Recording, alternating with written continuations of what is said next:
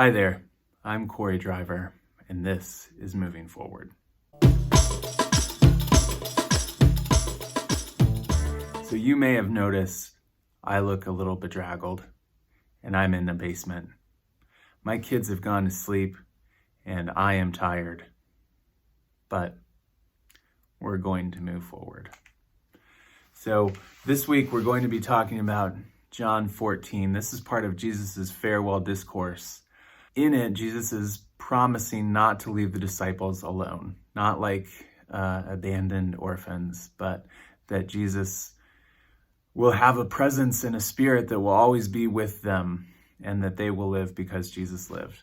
And the thing about this spirit, among other things, is that it is filling some roles in the disciples' lives. Verse 16 talks about the spirit as advocate, and verse 17 talks about the spirit as the spirit of truth. The spirit who is an advocate, who is a defense attorney, and says, look, I will defend you when charges are falsely brought against you. I think the work of the Spirit is to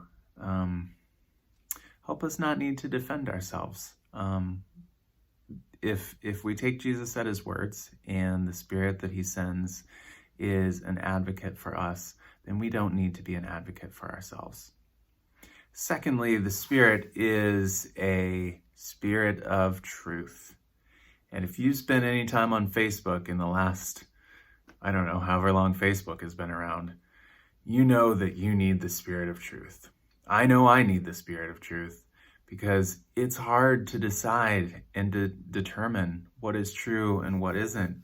You read all these things, it's all glossy photos and sincere sounding people, and we need that spirit of truth, maybe now more than ever. Maybe we just always need the spirit of truth. I don't know. But we could ask the spirit of truth. And Jesus brackets this closing discourse with, in verse 15 and verse 21, a instruction that those who love Jesus will follow Jesus's commandments. And what commandments are those, you might ask? Certainly I did. And I have to think that among them are Jesus's two most important commandments: to love God with all our heart, soul, strength, and to love our neighbor as ourselves. We have to, if we claim to love Jesus, love God and love our neighbors. And so in this time when people have different ideas about what is right and what is caring for neighbor, that's all right. That it makes sense that people would have different ideas. But we have to make sure that we are animated by loving Jesus and following his commandments. And his commandments are to love God and love our neighbors.